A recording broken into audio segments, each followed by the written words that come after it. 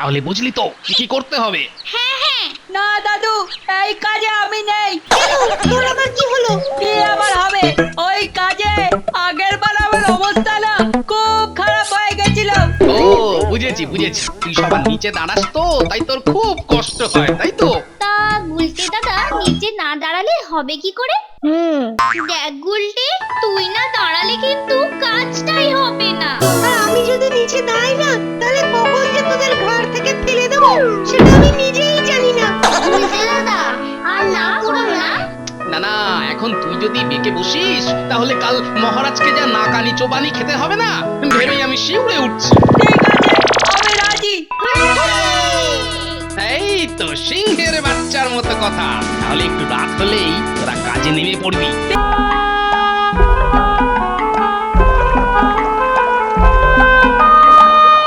উফ, এবার কি হবে বলো তো গোপাল? সেই তো কালকের ব্যাপার স্যাপার তো কিছুই বোঝা যাচ্ছে না।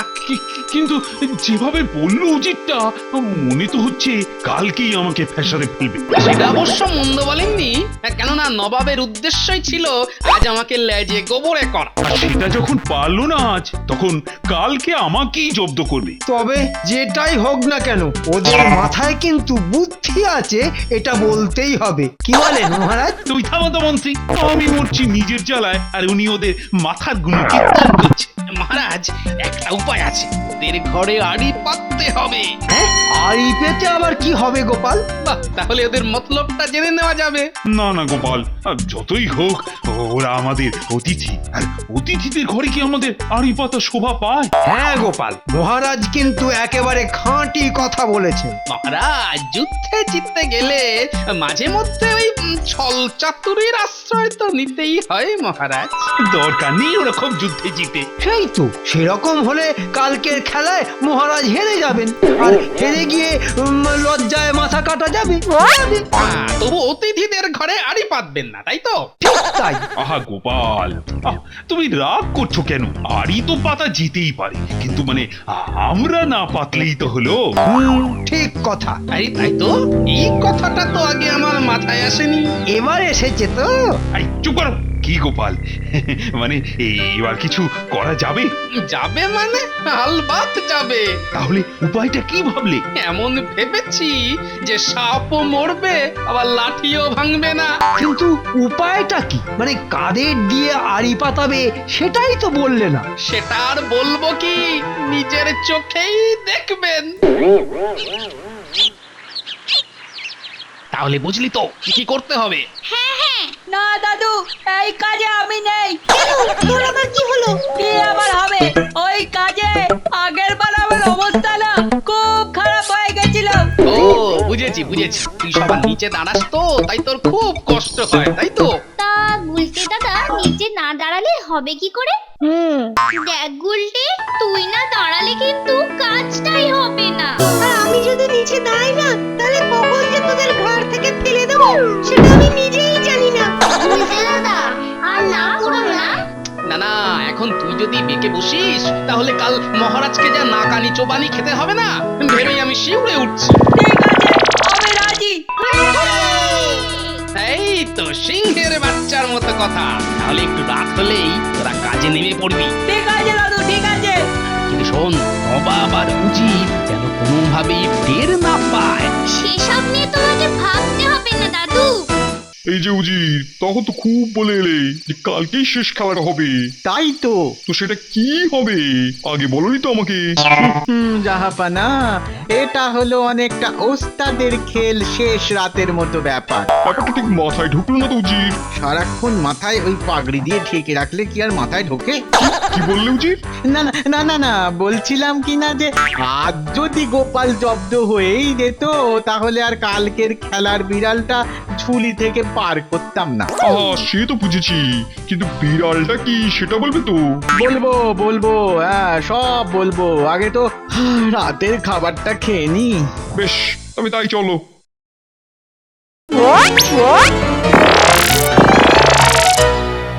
পুচকে, একটাও কথা নয় কিন্তু। হ্যাঁ, যা শুনলে একেবারে নিচে এসে বলবি। হ্যাঁ বাবা হ্যাঁ। নাও নাও নাও, এবার বলো তো উজির। দাঁড়ান দাঁড়ান, দরজাটা আগে ভালো করে বন্ধ করি। হ্যাঁ সেই ভালো, কাক পক্ষীতে যেন টের না পায়।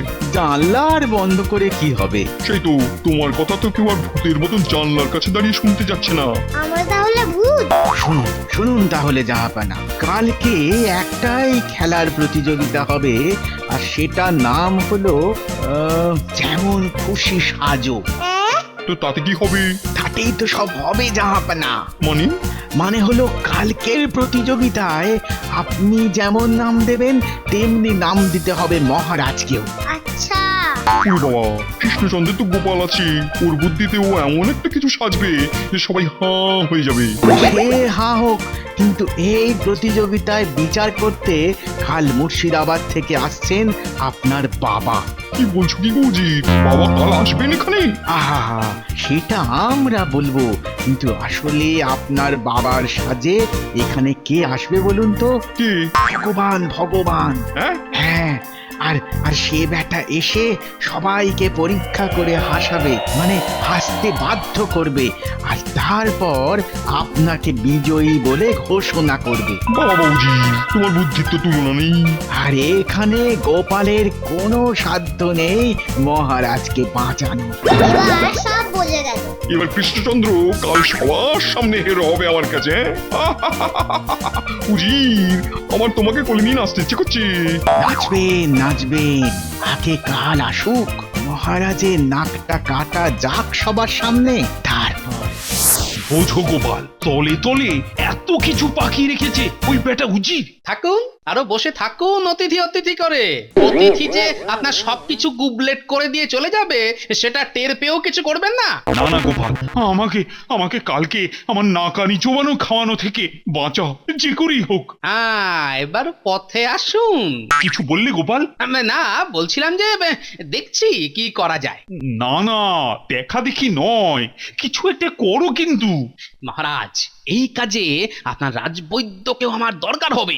নাও না, যাকে খুশি নাও, তো কে বারণ করেছে? হ্যাঁ, আচ্ছা, তাহলে এখন যাই আবার বাচ্চাদের কাছে।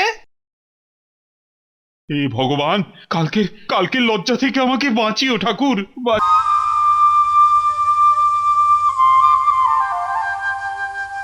এই নে, এটা রাখ।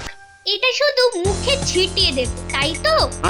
কিন্তু খুব সাবধান, বেশি দিবি না কিন্তু। তাহলে তো একেবারে কুপকার। আর মনে রাখবি, ওদের দেখে যেন কোনো সন্দেহ না করে। পুটি, আগে থেকেই ওষুধটা বার করবি না কিন্তু। ওকে তো আটকাবে চাপার পুচকে। আমরা?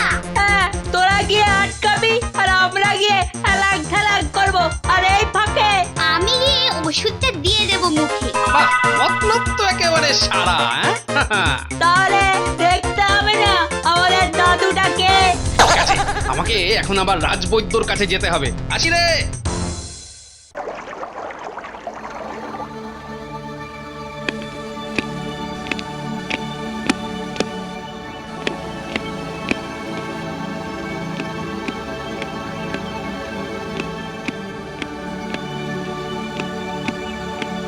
কি হে কৃষ্ণচন্দ্র, তোমার সভাসদেরা কোথায়? ওদের সবাইকে ডাকুন, আজকের আসল খেলার কথাটা বলি। আর আসল খেলা?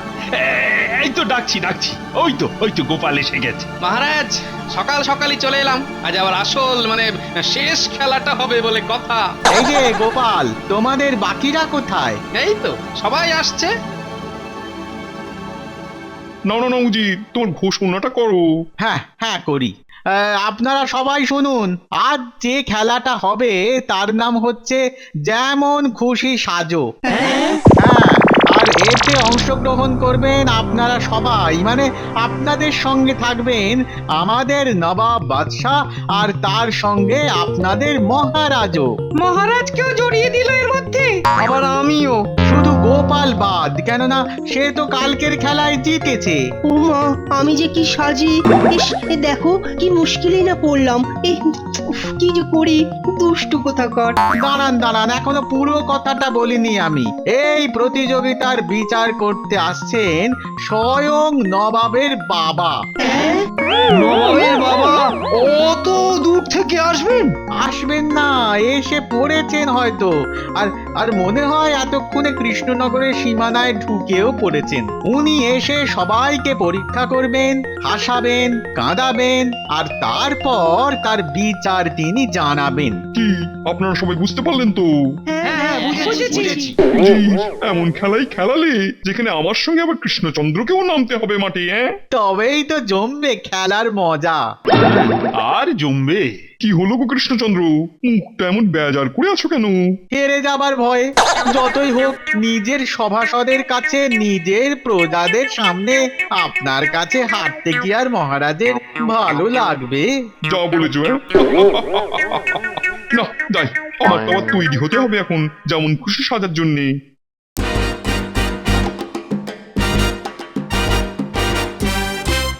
এই দেখ আসছে, চল গিয়ে আটকাই। ও দাদু, দাদু, ও দাদু, ও কি এই বাচ্চা দুটো এখানে কোথা থেকে এলো? দাদু, ও দাদু, দাঁড়াও না, দাঁড়াও। দাদু, ও দাদু, দাঁড়াও না গো। এই তোমরা আমাকে চেনো না, তাই পথ আটকাচ্ছ। আমি মুর্শিদাবাদ থেকে আসছি। ও তাই? হ্যাঁ, আর আমি হলাম গিয়ে নবাবের বাবা। এই তোমরা হাসছো কেন? পথ ছাড়ো বলছি। শোনো গো দাদু, তোমার আসল পরিচয় আমরা জেনে গেছি।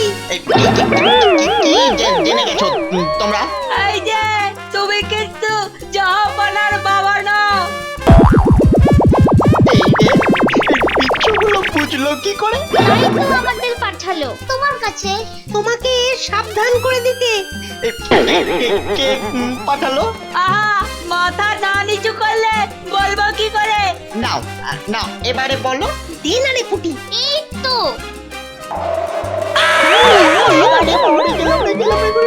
কি বিচ্ছু বাচ্চা।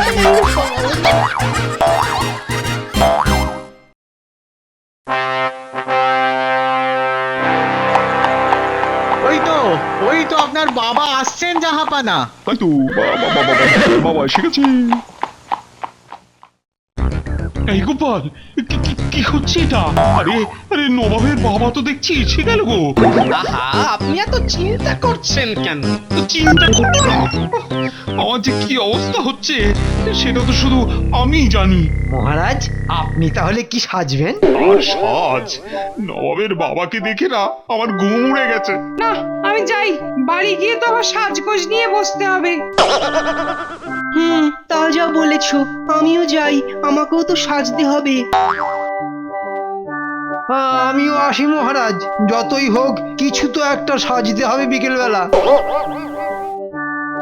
এই গোপাল, সবাই তো চলে গেল। তাতে কি? আরে তাতেই তো সব, মানে দুপুর তো হতে চললো, আর খানিকক্ষণ পরে তো শুরু হয়ে যাবে। তা হোক, আর আপনিও সাজুন। আরে কি সাজবো সেটা অন্তত বলো। চলুন না, বলছি।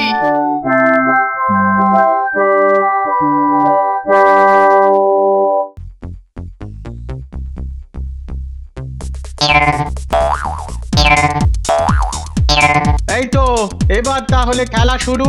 তাহলে সবাই একে একে সামনে এসে দাঁড়াও। বাবা চমৎকার চমৎকার। কাউকেই তো চেনা যাচ্ছে না, কে কি সেজেছে। আচ্ছা, আজ সকাল থেকেই রাজবৈদ্যকে দেখা যাচ্ছে না কেন গোপাল?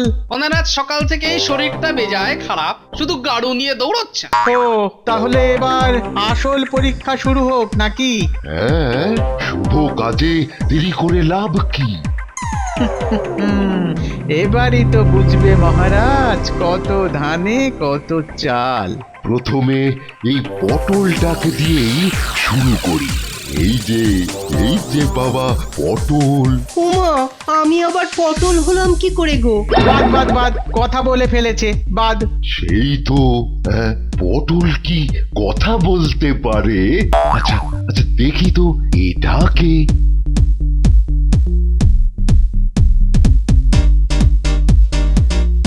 ওরে বাবা, বাদ। এবার লাও। এই যে বাবা জীবন, পেটটা তো ভালোই মাগিয়েছো।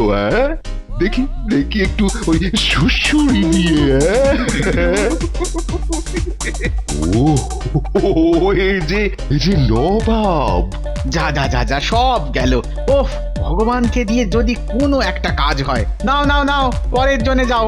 ও বাবা, এই যে এত বড় লাউ, দেখি তো দেখি তো ওই খেলা দিয়ে। গেল গেল, আমার হাত পা গেল মনে হয় ভেঙে। বাদ বাদ বাদ, মন্ত্রীও বাদ। কিন্তু মহারাজ কোনটা ঠিক বুঝতে পারছি না তো। এবার এবার কাকে ধরবো উজির? ধরুন ধরুন ধরুন, ওই ওই পাগলটাকে ধরুন। এই যে পাগল বাবাজি। বাবার গোল এই একা একা একা আমার পঞ্চাশটা বোকা বোকা বোকা। ও বাবা, এই যে কৃষ্ণচন্দ্র। বাদ বাদ বাদ, কথা বলেছে, বাদ। হাদা হাদা হাদা ও পাগল তো কথা বলবে, নইলে কি বোমা হয়ে থাকবে ওই লাউ পটলের মতো।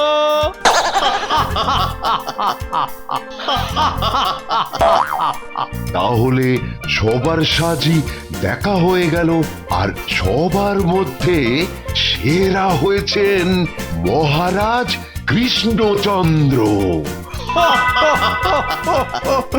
জয় মহারাজ কৃষ্ণচন্দ্রের জয়। কি বলছো? হয় হয় হয় হয়, এটা বুড়বক। ওহ, ওহ, এখন যে কি করি, ভগবানটা যে কি করলো না। তাহলে উজির মশাই, আপনার খেলটা ঠিক জমলো না বলুন। মানে তুমি কি বলছো গোপাল? জাহাপানা, আপনার বাবাকে এবার পরচুলোটা খুলতে বলুন। বাবা, মনে হচ্ছে যেন কিছুই জানেন না। কি বাজে কথা বলছো গোপাল? খুলুন খুলুন খুলুন। আসলে আপনাদের মতলব তো কাল রাতেই আমরা জেনে গিয়েছিলাম। কিন্তু কি করি? আপনাদের কথা যে আমার নাতি নাতনিরা শুনে ফেলেছিল জানালা দিয়ে। তাহলে ভগবান কোথায়? সব শুনবেন, ওই যে বাচ্চারা নিয়ে আসছে। গোপাল, তোমার বুদ্ধির কাছে এবারও আমাদের হার মানতে হলো। কি উজির মশাই, ধরা পড়ে গেলেন তো আবারও? সত্যি গোপাল, তোমার বুদ্ধির কাছে কেউ নেই।